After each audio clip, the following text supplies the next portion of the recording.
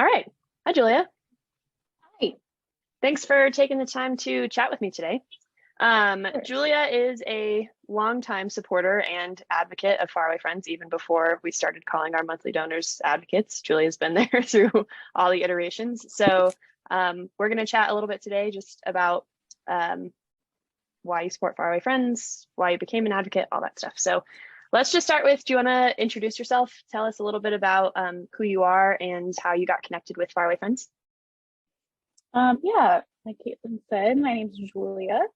Um, how did I get connected with Faraway Friends? It feels like a million years ago. Yeah, because it was. I mean, first and foremost, I got connected through you, obviously, but also just like back to high school roots and doing work and getting to connect with Collins and Jamie and all of y'all kind of towards the beginning. So that was in the beginning phases, hearing a little bit more about how that project itself was kind of expanding and growing and and loving it and loving the people who were a part of it. So I think that was like probably the start of it for me. What, like 2014? Yeah, I mean, Maybe sooner than if you're counting Generation for Justice Club that. in high school, it was like 2012 Well, probably. yeah. So 10 Mm-hmm. years, 10 years going. Um, so like I mentioned before, you are part of our monthly donor program, part of what we call our advocates. Our monthly donors are really what fuel our work all year long. Without them, we wouldn't be able to do things like pay our teachers or buy essential supplies for our students at Global Leaders. So I would like to hear from you kind of what inspired you to become an advocate, a monthly donor, and why you keep donating over the years. Yeah, well, I mean, first, I strongly believe in right sustainability with donating, and I think consistency is really important for me in terms of like what I do in terms of like quote unquote right giving back now that we're on like, Giving Tuesday, but I think it's important for me when I choose, kind of how I'm redistributing, the wealth that I have. It's intentional with the organizations that I'm choosing and wanting to make sure that I'm making a commitment that's like long term. I think one-time donations are great too, but I wanted to find something that aligned with my values and that I felt like I wanted to continue to sustain. And also I'm sure we'll get into this more too, but like how much I believe in the people who are using this money that and the mission that y'all are doing, and also how you're communicating that too. I've always felt really impressed by how y'all communicate and keep us connected. Excellent, thank you. Speaking kind of around communicating your impact, how have you seen your monthly donation make an impact on the ground in Uganda? Yeah, I mean, the thing I think that I'm most connected to, I've read a lot about, all of the different projects that it's been going to, but it's supporting teachers that I think I get really connected to and feel also, the continued motivation to donate. I mean, my younger sister is a teacher, and like my mom's worked in public schools, and I just, strongly believe that education and it's a right for everyone, and teachers are the method to doing that. And I just love being a part of supporting, ensuring that teachers, the teachers at Faraway Friends and Global Leaders, like have sustainable income, because they do such important work. Yeah, absolutely. And our advocates really are the main way that we do support and pay our teachers every month. And you were an advocate before COVID and all the way through COVID. So you were part of that group of people that helped us keep our teachers employed through the entire pandemic. Schools in Uganda, as you know, were closed for almost 2 years. And by and large, teachers in Uganda just weren't getting paid and had to find other ways to make ends meet. And we were really proud with the support of our advocates like you to be able to continue paying our teachers, and even, send them out to do some kind of distance learning with our kids during the pandemic. So you and all of our advocates are a huge part of that. And as a former teacher myself, as you know, that is something that I'm super passionate about as well. So you have a little bit of nonprofit working experience here and there, and you and I have done fundraising and volunteering for several nonprofits together in the past. That being said, what are the main things you look for when you're choosing a nonprofit to donate to? Like, I think a long history of like really understanding what that means to me now is really important to me. And first, it's, you know, also transparency with that, with the money and how it's being used, but also like who is the money directly going towards, and how can you trace that, is one of the biggest things for me, as well as like a clear mission, and again, clear communication kind of around that.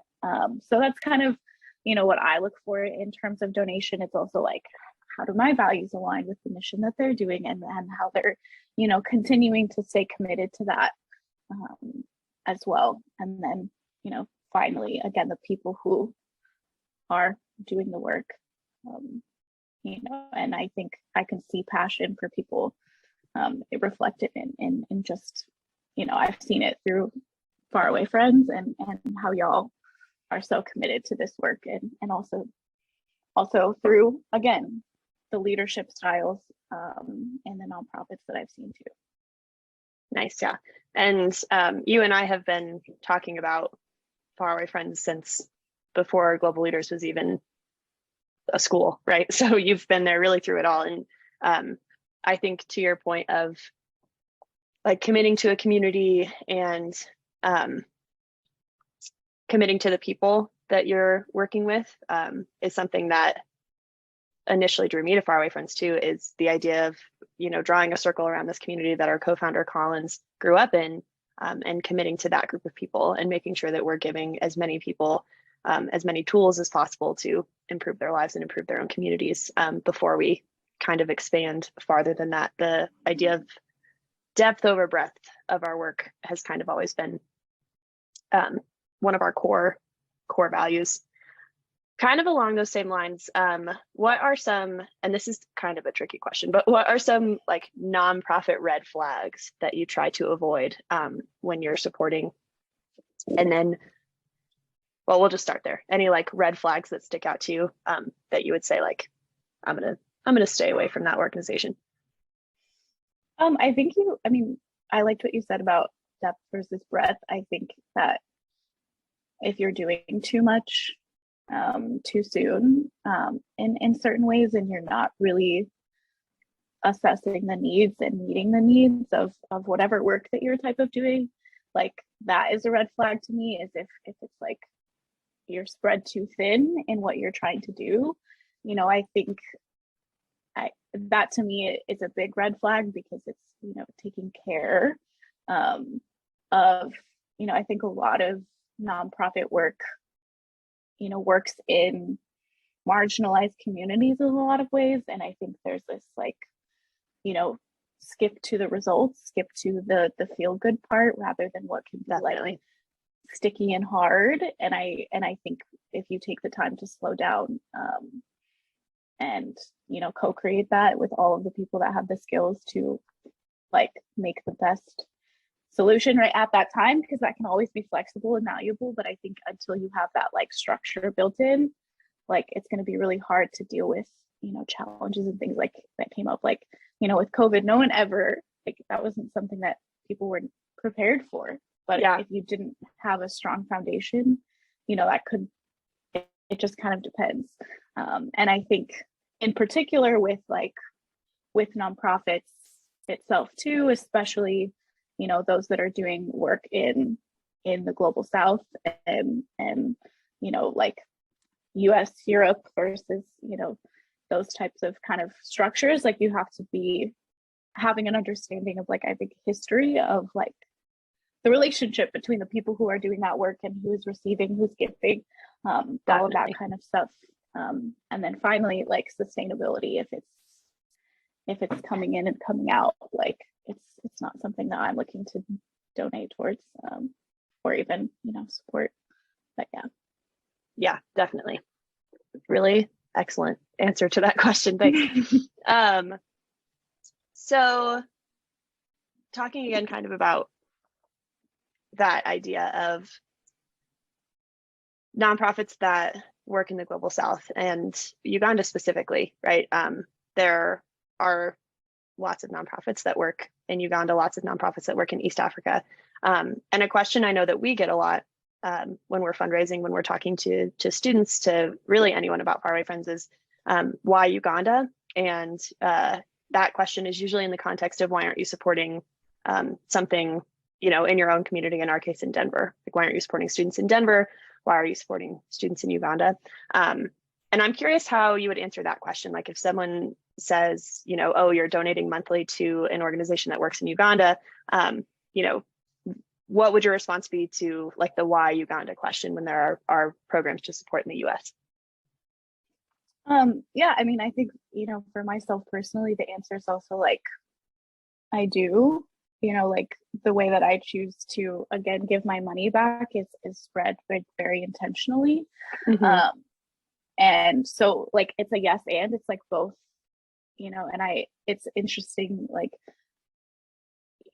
I guess I don't know if I've been asked this question directly about like Faraway Friends specifically, but like, you know, that like kind of scarcity mindset of like you can do multiple things at once and both things can be true. And I think it's a valid conversation to have. But I mean, for me personally, with donating to Faraway Friends, like it's in the name, like the friendship part of it is so key. And it was like it came from like a beautiful, you know, far away friendship, right? In the name. And it's like it's around that it's grown. And I think it's like a really important model to support, because I do think that like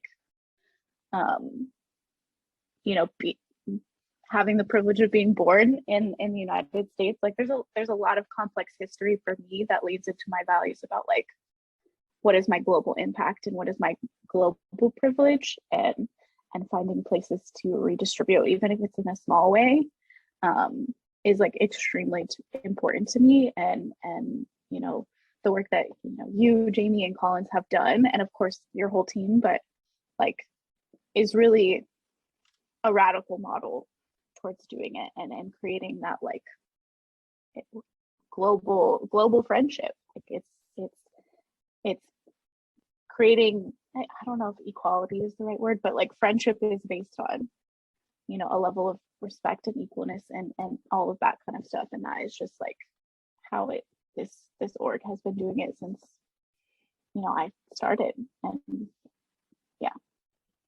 yeah, absolutely. And kind of along those same lines, I know we talked a little bit about your monthly donation, specifically supporting teachers. But is there any other program or specific part of our work that you feel proud to support and advocate for? Yeah, I mean, the community-based projects, I think are also, you know, really, it's so cool to this, like the school being a central part of it, but it's also really about the entire community and just, you know, giving tools to provide, you know, sustainability. Like, you know, I was just kind of looking of I'm forgetting the name of it, but it's that mill that y'all are trying to raise money to kind of build. And it's just like, it's been also so cool to see how what is, you know, y'all are imagining and what we're able to support that like this community is imagining for themselves. And I think there's just so much, you know, richness that's gonna, you know, come from that like is gonna have like that reverberations, like even if it's not a direct impact on me, I just like if people are able to learn and live the lives, like it's just gonna have a global impact, even if it's so small. So yeah, absolutely. And the Global Millers Maize Mill, it's kind of a mouthful, but it's yeah, we're really close to finishing that project. We are petitioning the government to help us set up a transformer, because basically the missing piece there is power. We need like solar power isn't going to operate those large machines, right? So we need a transformer. And that'll be kind of the last piece to getting that running. But that is part of our community development initiative, like you're saying. The maize mill will help local farmers cut costs on having to drive that. Right now, they're driving like 3 hours to the nearest city to get their maize milled, and then they have to drive it all the way back. So it's fuel costs. They're paying somebody else. The money's leaving the community. So that project, yeah, is something that we're really excited to get off the ground in 2023. And then also hoping to do some irrigation farming work with the community. And it ties back to what you were saying about, you use the word co-create, which I really like. Our team was invited to the district budget meeting this past, I think it was a couple weeks ago, our team in Uganda, and they work with the district, the local government, to say, like the local government saying, we're spending X amount on these projects. Where can faraway funds fit into that to help us cut some costs, to help, the community, and they hold a community meeting to talk about that budget as well. So yeah, our community projects are something I'm also really excited about for 2023 and beyond, and definitely play into the community co-creation aspect, right? Like everyone has a say in what's going on, and everyone can see our budget. It's all really transparent with not only our beneficiaries, our teachers and students, but every community member in Namasale and Amolatar can kind of see that budget and work with the district to make edits as we need to. So I'm really glad you brought that up, because that's also my favorite thing that we're doing right now. Kind of switching gears over to our Schools for Schools program. Like we said earlier, you and I met in high school through a club that was working with a different nonprofit, but also working in Uganda, doing some international kind of development stuff, a lot of fundraising. And our Schools for Schools program is similar. We match a school in the US with a school in Uganda, and they become sister schools. They operate a pen pal program together, so they get to meet students from each school, tell each other stories about their lives. And then students in the US fundraise to run our Skills for Life program in that school, which includes mentorship classes. It includes getting menstrual hygiene kits to girls to try to keep students in school to reduce the dropout rate in this community. So part of our US side of that program is we're operating what we call like a global citizenship training. And the basics of that are talking about the dangers of white saviorism, the importance of centering local leadership, kind of everything we've been talking about, which is something I think that was missing from our high school experience in our club. So I think it's especially interesting just because of our background, but why do you think that's an important message for young people to hear? And how might that impact young people coming up into the development world? Yeah, I mean, I think it has a huge potential to disrupt unintentional or intentional harm in a lot of different ways, but I think it's a big lesson on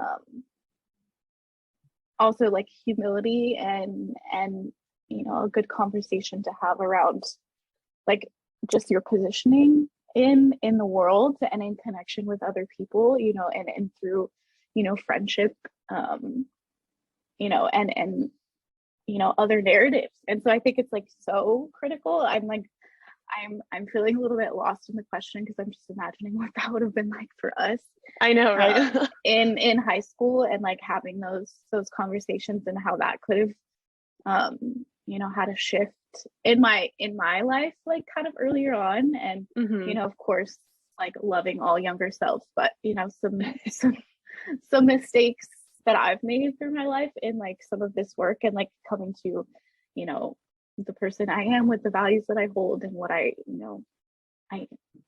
think that it could have happened sooner, and I think it would have given me a richer experience in a lot of ways in coming to be in new types of friendships and relationships, and see myself like just fitting into the world and where I was. And I really got lost in the question because I was imagining high school. No, I know. Yeah, it's also a big question. So yeah, I don't know if I answered it, but no, I think you did. And I think 10 out of 10. Yeah, I wish you could see some of these meetings that we have with these high schoolers, because they're talking about these big, like huge kind of issues that I think lots of adults in the development space, especially in the nonprofit space, especially have a really hard time reconciling. So I totally agree. I think I like that you use the word disrupt, and intentional and unintentional harm is something that we talk about a lot with them too. So like I was saying kind of before about our Skills for Life program in Uganda, it includes lessons emphasizing the importance of, all kinds of stuff. It talks about consent. It talks about ownership of your own body. It talks about financial management, menstrual hygiene management, all kinds of things. But one of the big focuses, especially for our older kids that go through this curriculum, is the importance of mental health and how to keep an eye on your mental health, how to manage it, how it might affect, all different aspects of your life, which is something that our teachers asked for during the pandemic, because they said they, of course, like everyone, noticed that kids were dealing with a lot of really heavy stuff and they didn't know how to help them with that. And so that's kind of why we included it in the Skills for Life curriculum, because it's a skill I think, kids all over the world, regardless of where they live, need some help with. Adults too, right? Need some help with. And you have a mental health background, went to school for, is counseling the right word?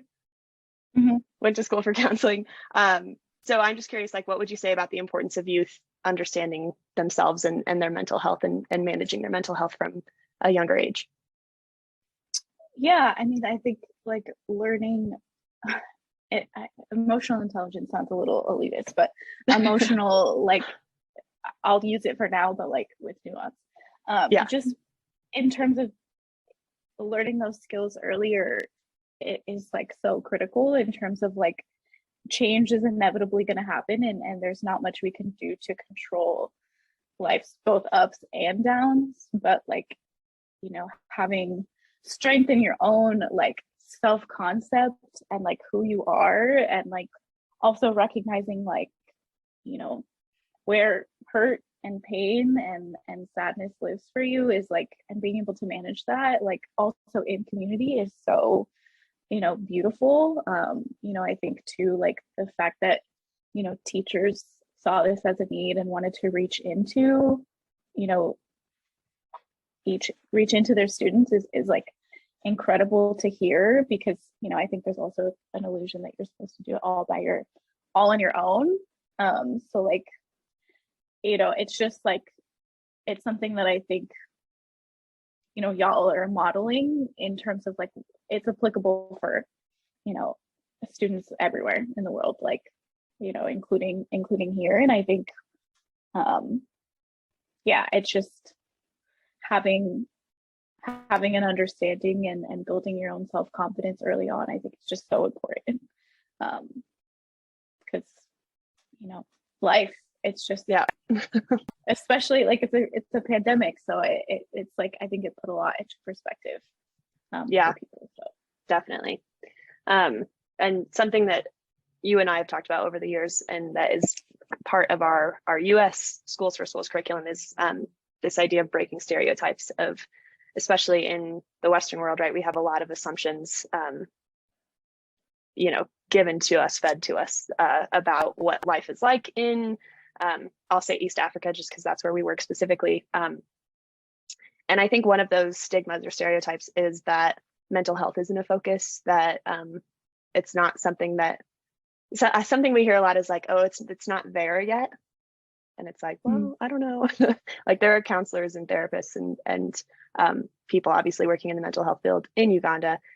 So I think a stereotype that I've encountered is, oh, well, they're not ready to hear about mental health. And I think it's important to recognize, like, our teachers came to our co-founder Collins and said, this is a need for ourselves and for our students. And Collins and our executive staff in Uganda really did a great job of addressing that need. Because like you said, it's like, no matter how young or old you are, things are going to happen. And especially our students in Uganda deal with some really, really difficult, struggles in their lives just because of the level of poverty they experience. And that mental health aspect, I think, is really essential. I've got 2 more questions for you, and then I'll let you go. So one of our biggest programs that our advocates for also is our menstrual hygiene program that I mentioned we do as part of Skills for Life. We give an after-pad kit that has everything a girl needs to manage her period for an entire year. 25% of girls in Uganda will drop out of school when they start their period, just because they are anticipating how difficult it's going to be to manage. And so 25% are gone before they even try. And then that's not even considering those who drop out because it just becomes too difficult to manage. So, you know, these $10 kits really make a huge difference. And I think it's not something that a lot of people think about, or a lot of people who have the privilege to have access to menstrual hygiene management tools, right? So just knowing that our advocates like yourself are part of the reason that we're able to run that program. What does it mean to you knowing that your support as an advocate is keeping girls in school, is supporting girls' education in Uganda? Yeah, I mean, I think it also, I mean, I didn't use this word yet, but in terms of like having an intersectional perspective on the work that you're doing is so essential to me. And like, you know, again, the looking at a holistic look of, you know, right, statistics, right, the important numbers that are, you know, important to you, like see and use towards work, but like paying attention to how that, you know, affects, you know, the girls that, and speaking about girls and specifically, like it, you know, it's almost, you know, it's something that I think, you know, I have trouble reaching to because it's just has never been something that I've experienced having to worry about, and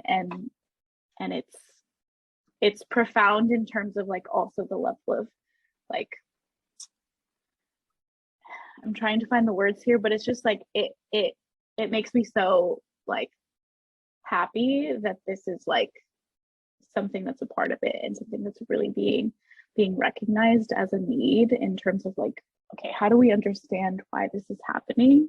And creating solutions that, you know, again, y'all co-constructed with the community in terms of meeting that need. So yeah, I think it's incredible, and it's already had an impact. So like, it's just amazing to see. Yeah. And then my last question for you is, what would you say to someone who was considering donating or becoming an advocate? You definitely should. As the first, you know, kind of, you know, you should definitely do it. I mean, it's just something that I believe in, you know, so much. And like, I'm just so excited to see what will come. Again, from the foundation and like the roots that y'all have like worked so hard to like build. I think there's so much potential for, you know, the work to continue to expand, and also just watching, you know, this organization like do a lot to subvert, you know, not traditional, but like typical philanthropic, but like relationships between US orgs and, you know, even organizations in Uganda itself. Like there's many people doing this work, but I think y'all are doing it in a radical way. I wish it wasn't the radical way, but it's so incredibly important. And I feel really lucky to be a part of it. And I also just believe in the people so much who are doing this work. You know, I know folks personally, but like, you know, from the stories that I've heard of the teachers and the students themselves, like it's just again, it's a wonderful way to like feel connected and feel in community through this. So yeah. Awesome. Well, as you know, today is Giving Tuesday. We are, well, this upcoming Tuesday, when people will be watching this, is Giving Tuesday. And we're trying to raise $25,000 to fund the future of our programs, to fund the future of our students and staff that we support in Uganda. Our programs impact currently about 2,000 students, you know, 30 plus educators in the community. So we are working hard today to fundraise for that. Thank you, Julia, for taking the time to chat with me about becoming an advocate. You can also become an advocate if you're interested. There will be a link during our live stream, and as always in our bio for all of our social media. So thank you so much, Julia, for sitting down and chatting with me today. I appreciate it. So happy to.